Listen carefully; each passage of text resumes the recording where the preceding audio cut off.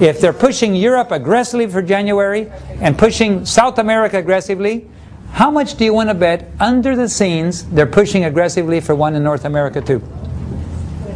Okay, now there's another interesting thing. You will be notified, more information will be shared with you on it once it actually happens, if it does.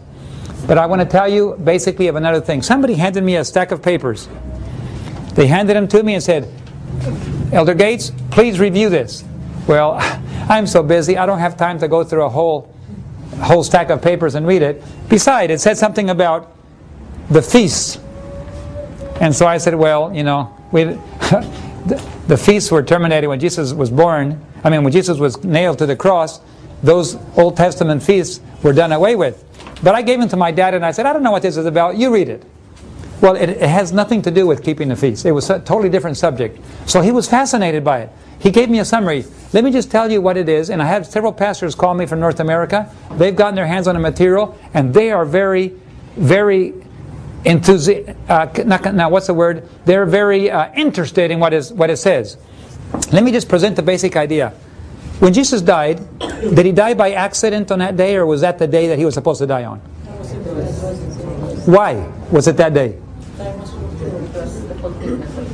It was a fulfillment of time, and it also happened to be the Passover feast. It could not have been the week before, and it wasn't supposed to be the week after. It had to be that weekend. Are we correct in agreement that? God doesn't do anything by accident. Everything is at the fulfillment of time. Well, this Bible student has discovered that there is what they call a template. Do you know what a template is? It's a pre-form of events. And this happens, this happens, this happens in the right order. When Jesus died, it happened in that order. The day he died was predetermined by a series of events. And of course, the fact that it was the Passover is also a series of events, and it had to be on the Passover Jesus died. So this template exists. And I didn't read a document, so I'm not the one to ask all the details. You'd have to call my father. But this other pastor called me just a few weeks ago and said, "What do you know about it?" I said, "I know very little, but call my dad." Well, my dad right away said, "We discussed everything, and we're 99% in agreement that there's a high probability for the following. And we don't know yet until we see the template. Once the template becomes fulfilled, you then know what's going to happen next." In other words, you don't know what's going to happen until the template begins to be fulfilled. Do you understand what I'm saying? If this happens, and this happens, and this happens, you go, I know what the next step is. Because God has built in templates into history so that we could recognize events when they happen. And they are at the broadcast center for the Grants Pass Oregon Church. They have a big network there. I forget the name of it in Grants Pass, but the church has a very nice network with quite a few broadcast stations, and they are interviewing this brother and having him present all his material this last week. They were interviewing and recording him. It is not going on the air until one more event happens. If that event happens, the template will be confirmed, and that means that the Sunday law begins in January of next year. Now this is very interesting, because when that template came out, nobody knew anything about the Sunday law coming in America. Now, even without a template, I believe there's a Sunday law coming in North America. But even more so that there's a template. Do you understand? Because if it's already happening in Europe and happening in South America, excuse me, Catholics know that if they talk about a Sunday law in North America, the same thing will happen that happened 100 years ago with A.T. Jones. Adventists will stand up, we will go to Congress, we will challenge it, and we will take it down. But therefore, Adventists must know nothing about a Sunday law, because if they do, they will get all defensive. Because the spirit of prophecy tells them to go to the public and fight it. So therefore, Adventists must not be awakened in the Sunday law issue until it's too late. And so now, it's the issues are such that Sunday law is a probability for January, and if the template is confirmed, it's a certainty for January. You want to know what day in January? If I recall correctly, it was January 22. This is interesting because the inauguration. Yeah. So this is what Joe Biden and Powell were talking about. They're talking about a great crisis about to come on the country. Yeah, they will be tested. And you know what? I believe people recognize something's about to happen, and Adventists everywhere are saying, nothing is happening, nothing is happening. Whereas everybody else is saying, something is about to happen. Isn't Satan astute? Keep God's people asleep until it's too late. That's his strategy. Should we be asleep? Absolutely not. Aren't Seventh-day Adventists supposed to be the trumpet players on the Mount of Zion? If the enemy comes, who's supposed to sound the trumpet? And yet, God said, and I believe it was in Isaiah, it might be Ezekiel, I don't remember, but I just read it. It says, my shepherds are all dumb dogs. They don't know how to bark.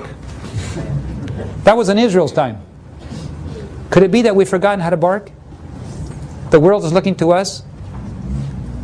Seventh-day Adventists are looking to leaders, saying, what's happening? And we're telling them, not to worry, nothing is happening. At the very moment when we're coming right up to the crisis. Dumb dogs. How would you like to have a dog when the thief breaks in? The dog just wags his tail. And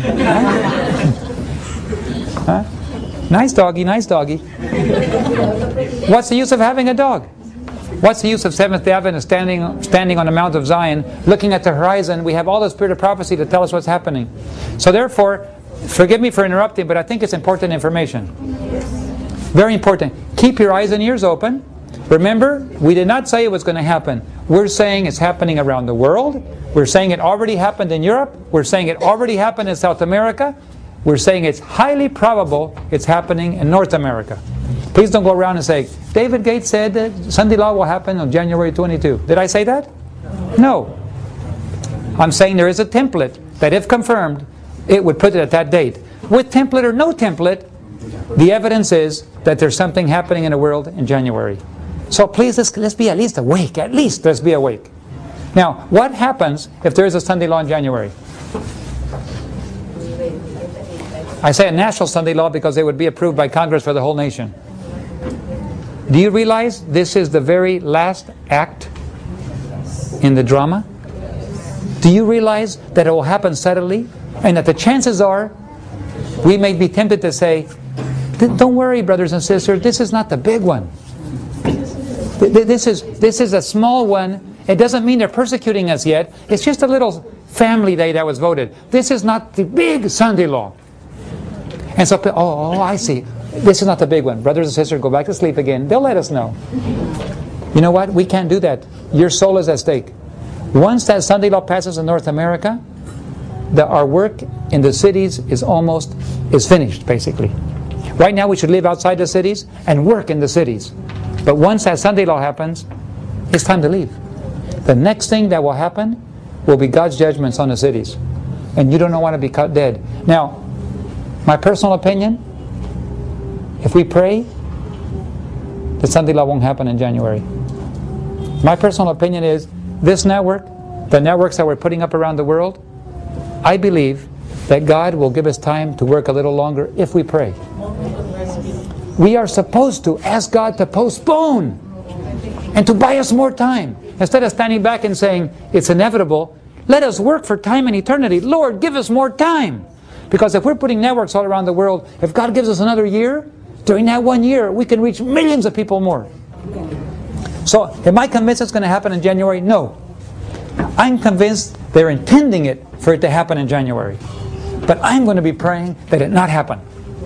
I'm going to be praying that God give us more time so that we can work a little longer, so that the networks that are going up have time to get up on the air, so that people can be reached, so that the money God is going to put in His hands of His people from the sinners reaches us and we can work. So please join me in prayer to buy more time. But don't waste it. If God gives us time, why would God give us time? So we can finish the work. Work like you've never worked before.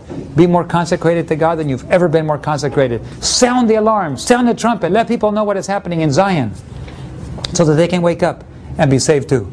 I just wanted to share that with you because I think it's very, very important information. And since you mentioned that, I wanted to focus your attention on that. Thank you very much.